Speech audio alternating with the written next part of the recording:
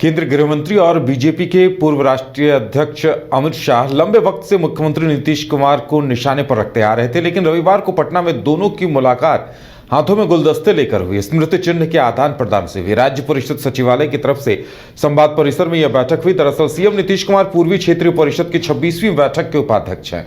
CM Nitish के अलावा बैठक में डिप्टी सीएम तेजस्वी यादव, झारखंड के वित्त मंत्री रामेश्वर उरांव भी बैठक में मौजूद रहे। हालांकि पश्चिम बंगाल के सीएम ममता बनर्जी, झारखंड के मुख्यमंत्री हेमंत सोरेन और ओडिशा के सीएम नवीन पटनायक नहीं दिखे। उनकी जगह उनके प्रतिनिधि बैठक में शामिल हुए।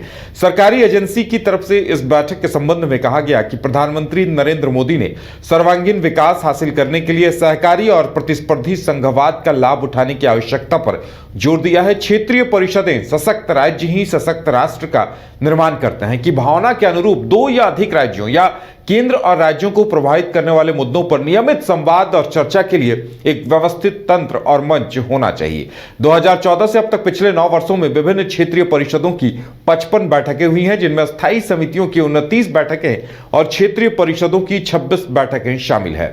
बैठक में नीतीश ने बिहार के लिए विशेष राज्य का दर्जा मांगा तो आरक्षण की बढ़ी सीमा को 9वीं सूची में शामिल करने की भी मांग रखी।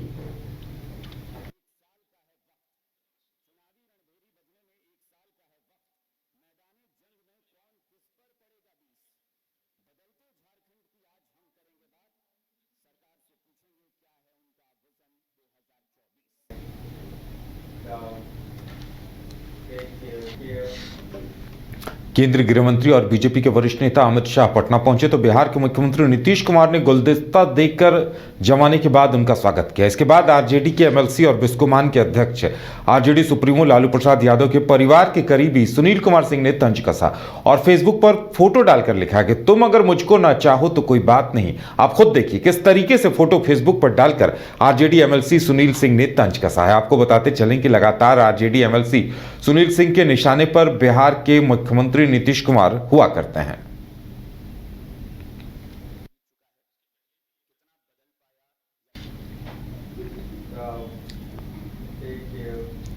बिहार सरकार के मंत्री श्रवण कुमार ने कहा कि बीजेपी वाले लोगों को कानून से कोई मतलब नहीं है, बीजेपी पर तो कभी छापा पड़ता नहीं है। मंत्री श्रवण कुमार ने कहा कि अभी जो महाराष्ट्र के उप मुख्यमंत्री बने हैं अजीत पवार, उसके बारे में क्या कहते थे।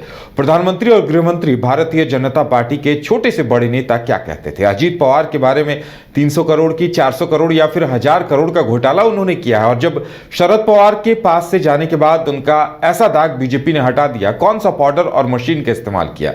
बीजेपी ने अगर उस मशीन का नंबर देश भर में जारी कर दिया तो देश भर में सभी नीट एंड क्लीन हो जाएंगे। कानून से कोई मतलब नहीं है। अगर उनके ऊपर ये सब छापा पड़ता है, पड़ता तो है नहीं। अभी जो महाराष्ट्र के उप मुख्यमंत्री बने हैं उसके बारे में क्या कहते थे देश के प्रधानमंत्री जी, देश के गृह मंत्री जी, भारतीय जनता पार्टी के छोटे से बड़े नेता क्या कहते थे अजीत पवार के बारे में कि 300 करोड़ है, कि 800 करोड़ है, कि 1000 करोड़ है, कि और कई गुना इससे ज़्यादा बोलते थे। और जब उनके पास वो चले गए और जाने के बाद ऐसा दाग उन्होंने हटा दिया। कौन सा पाउडर का इस्तेमाल किया, कौन सा मशीन का इस्तेमाल किया। अगर वो मशीन का नंबर सबको मालूम हो जाए तो सब देश भर में नीट एंड क्लीन हो जाएंगे, जिस तरह से भाजपा और भाजपा के इलाही दल के नेता नीट एंड क्लीन हो रहे हैं।